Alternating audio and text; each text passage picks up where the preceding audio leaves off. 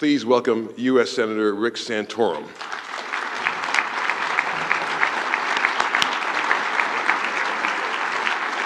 Thank you.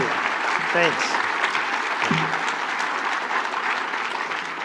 Thank you very much, Joe. It's an honor to be introduced by you. And they made a good choice, I would argue, in 1994, but they had two good choices on that ballot back then. Every time I speak in front of a group of Pennsylvanians, and maybe some of you have heard this, I always just feel very humbled, candidly, and just overwhelmingly grateful for the opportunity that the people of Pennsylvania entrusted in a 36-year-old kid, just out of diapers, it seemed like. And I was the youngest member of the United States Senate when I was elected by a long shot. And yet the people of Pennsylvania gave me the opportunity to serve in the United States Senate, and certainly changed my life. And I am eternally grateful, and I always have to say thank you for giving me that opportunity to serve the country. You may ask, why am I here? I'm not active in politics anymore as much. I mean, I do some work for Newsmax, but I've stayed active and engaged in policy for a long, long time.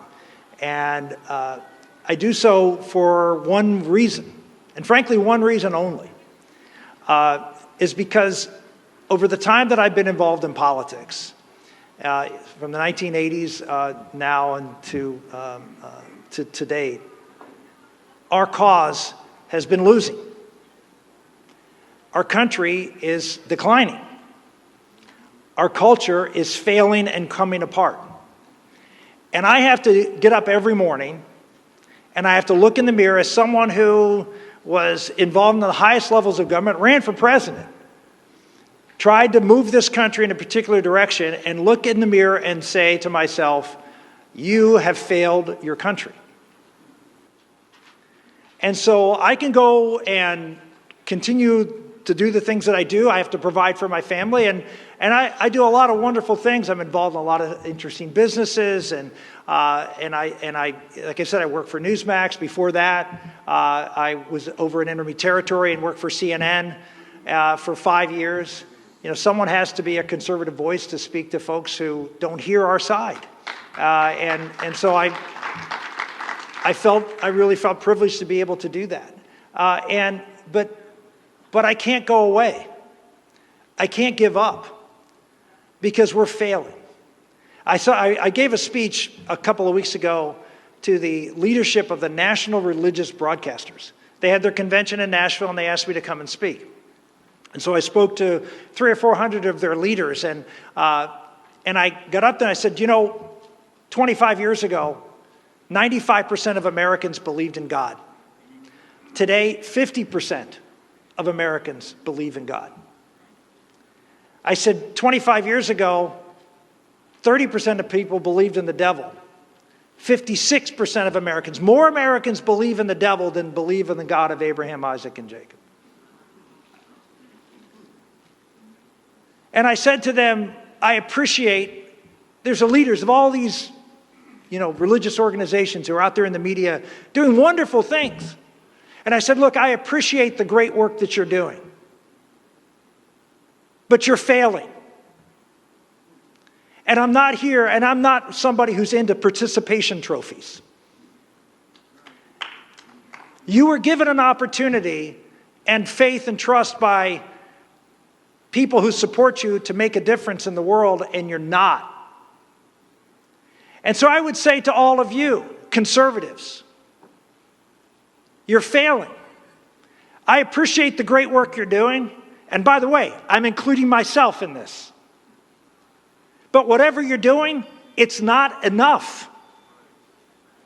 One of the things I learned when I was in the Congress and the U.S. Senate is that the other side is committed. They really care about this stuff. I just look at what happened at Disney this week. And you see all these people at Disney. And then you see people, and you probably see a few interviews, of the fact that a majority of Disney employees don't agree with them. But what do? Nothing. Nothing. Oh, we're afraid to speak up. Ladies and gentlemen, I was canceled from CNN. Why? Because I told the truth. How many of you have been canceled? How many of you have lost your job? How many of you? We have to start taking into stock the reality of what we're facing. That we are now the minority in this country when it comes to power. I'm talking about power in corporate America, power in education. We're in the minority. They control all the levers of power. And the reason they got him is because you stayed silent while their side squawked. You were afraid to lose because, well, I don't want to lose my job, or I don't want to lose my friend, or I don't want to lose my position. We just weren't courageous. We took it for granted that things would be okay. And by the way, things are still okay. Most of us are still free for now. Most of us can still go to the church we want for now. Most of us can live the lives we want for now. But it's slowly edging and seeping away from us. And we don't have the courage to stand up and lose. There's a quote in the Bible that is one of my favorites, that it says it's easier for the camel to pass through the eye of a needle than it is for a rich man to get into heaven. Ladies and gentlemen, we're the richest group of people in the history of the world. We have more stuff than anybody, anywhere, ever. Ever. We are the richest of the rich. And you say, oh, I'm not that rich. You are rich by any standard of any generation. I don't care what income level you are in America. You have a cell phone.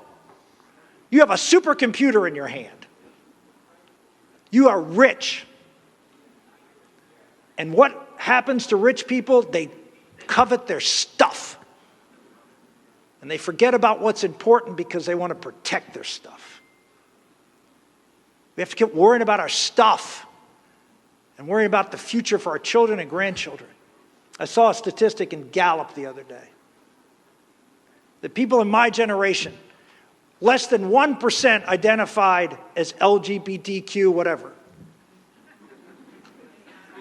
This generation, Gen Z, 21%.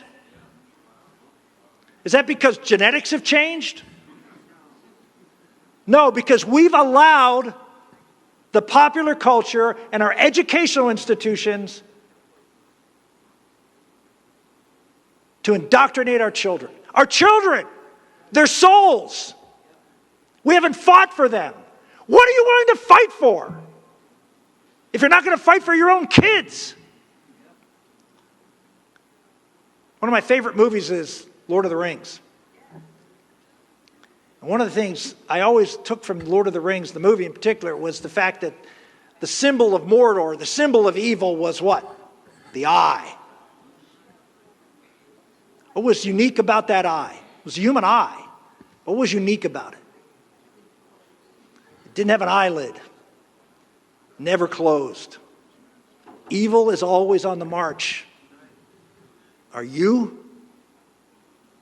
So I got involved in things after politics. I got involved in a movie company, making faith and family movies. Didn't work out so well. No one wanted to work for a company that Rick Santorum was the CEO of, believe it or not, in Hollywood. How about that?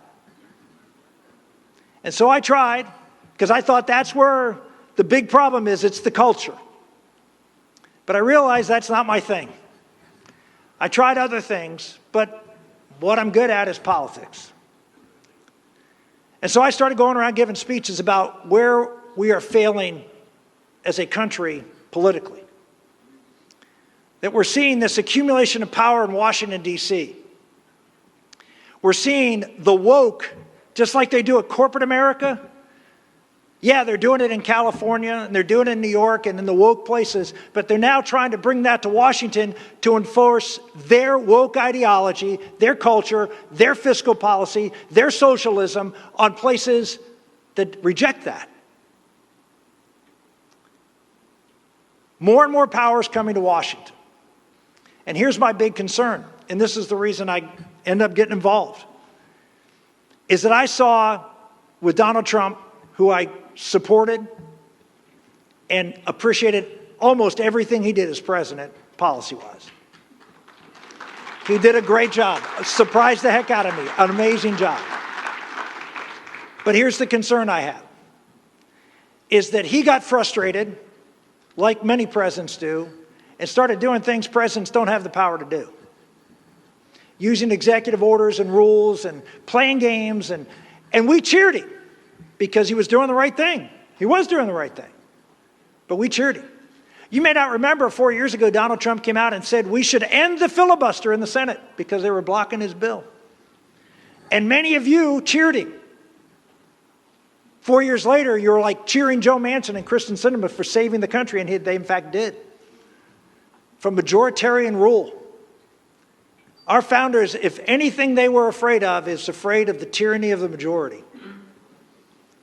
That whoever gets into power can fundamentally change this country with the stroke of a pen.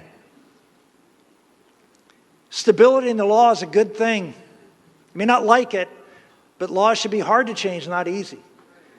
It shouldn't be the whim of the public. Oh, we really need to do this. Well, it's great. But sometimes taking time and making sure there's consensus is the best way to have a stable country based on the rule of law, not the whim of a president. And so I was out giving speeches about this to conservative audience who weren't particularly receptive, I'll be honest with you. And a friend of mine came to me and said, you know, you should get involved in this new movement that's out there called Convention of States. And I said, well, I have some concerns about that. I've heard about this, but I didn't really know much about it.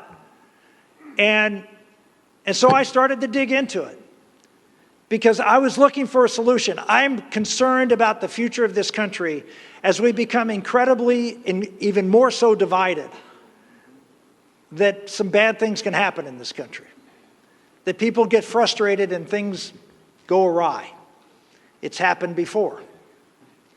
And that we need to channel the energy to restore and reclaim this country's traditional values and founding principles of limited government and government closest to the people and individual freedom and responsibility. We have to channel that into a place that is constructive. And here's what I found.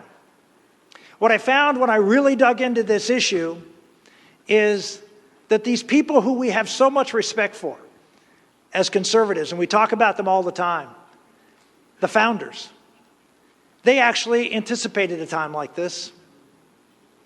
In Article 5 of the Constitution, there's a provision to amend the Constitution. And there's two provisions. One says Congress can propose amendments, which they've done multiple times. And the second is something that was put in at the request of a guy named George Mason, who's a Virginian who was very suspicious of federal power. And he said, we have to have some way in which to check federal power beyond checks and balances in Washington, because if the federal government becomes all powerful, then each branch of government will husband that power and not check each other. They will feed each other. Sound familiar? But we have to have some mechanism to check them. And so two members, one from Massachusetts and one from Pennsylvania, Gouverneur Morris, proposed an amendment to Article 5, which put in place a call for a convention of states, where if 2/3 of the state legislatures of this country come together and call for a convention to propose amendments to the Constitution. And so that's what the Convention of the States movement is about. They put forth a resolution, which was drafted by folks like Mark Levin and Mike Farris and others, conservative constitutional scholars. And they put together this proposal, this resolution, which is now passed in 19 states, that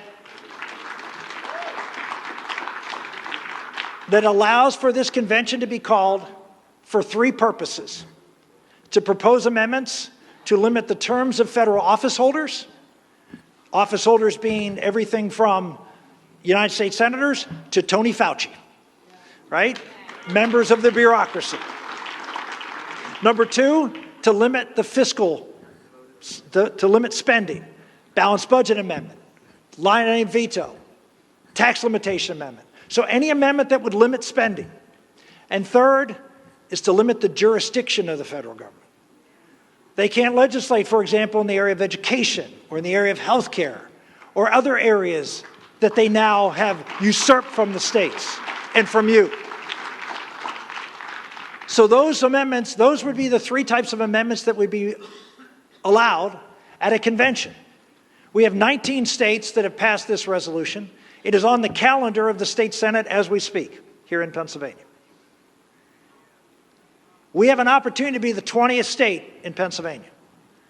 Just about every conservative state, from Alabama to North Dakota, has adopted this. There's a few others. North Carolina passed the House, and it's about to pass the Senate here in the next few weeks. We need 34. But remarkably, as divided as this country is, they're not divided as much on state legislatures. 31 state legislatures are controlled by Republicans right now. We'll pick up Minnesota, which will be 32, because we already control one house, and we're just a couple votes short in the House, in the House of Representatives, and we're going to win that this year. We're going to win a lot of elections this year. So we have an opportunity to get to 34 states this year, which means that if every Republican legislator voted for this, we would have a convention of the states where every state would come together at a convention that would be nationally televised and nationally covered. Every state gets one vote. And they would come and they would debate the limitations of power of the federal government. You know what that means? That means every school teacher in America who teaches civics would have to cover what the Constitution says. Imagine all of the left-wing media is going to have to talk about what the balance of power should be in Washington, D.C. We'll have a national debate about who controls and who says. I don't know if we'll have, this convention will propose amendments that will be adopted. It'll be hard. It should be hard, by the way. Any amendment that's proposed at this convention has to get 38 state legislatures to ratify it. So there's some people arguing, oh, horrible things could happen at this convention. Okay, let's say they do. I don't think it will. It's limited to the things I talked about. When it happens, 34 Republican legislatures will have had to pass this because Democrats, every left-wing group is against this. Almost every Democrat votes against it. So if it happens, it will happen because Republicans are in a supermajority control of the legislatures. So if you believe something bad can come out of that convention, maybe, doubt it, but maybe, it still needs 38 state legislatures to ratify it. The bigger argument, the more plausible argument, is that very little will happen. But in my mind, that's okay too. Because once you have shown the federal government that the legislatures are willing to do this, that means they'll do it again.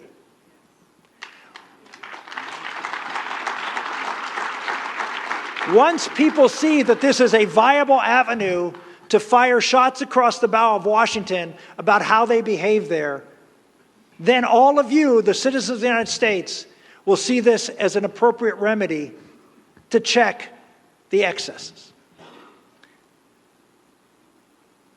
The reason America has survived and has been successful as it has been over the past 225 years is because we have a federal system. What does that mean? That means that, and it's been this way from the beginning, people minimize this, but it's true. In Washington, they respected at a time that every state could be different because they were different. And they agreed to disagree on a lot of things, some of them bad, like slavery. But we agreed to disagree and let states be states. And if you didn't like the state you were living in, guess what? You could move to another state. By the way, that's happening in droves in America right now. And that's okay.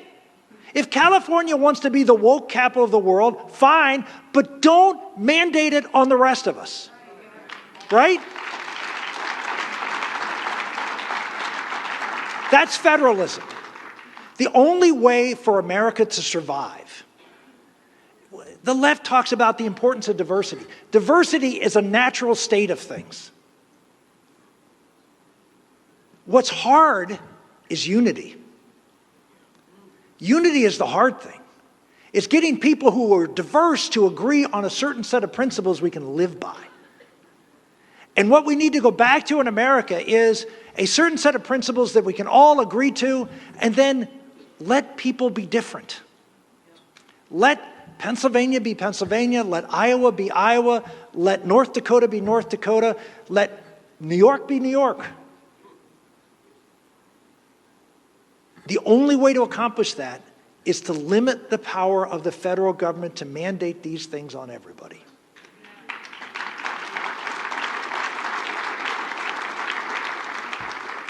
So here's my ask for you, because I know I'm standing between you and lunch. And that is to contact your state House members and state senators and tell them it's time for Pennsylvania to be the magic number 20. They have the opportunity to do it right now. The governor doesn't have to sign any of these resolutions. Article 5 is very clear. The legislatures decide.